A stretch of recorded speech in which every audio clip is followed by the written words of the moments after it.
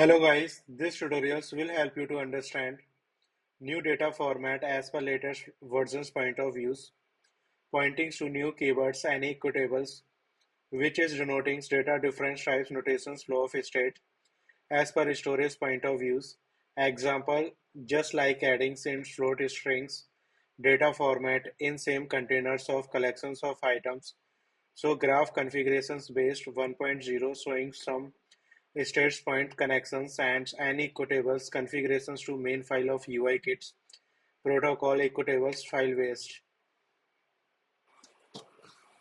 Main UI view controller insights configurations of new data types as per adding different states of variables or containers from based array, adding different types of data states and inside view load can see just printing data as per data types format conditions. Points of views, example, int strings float, something to that and other states can see inside figure 1.1 just for info points behalf.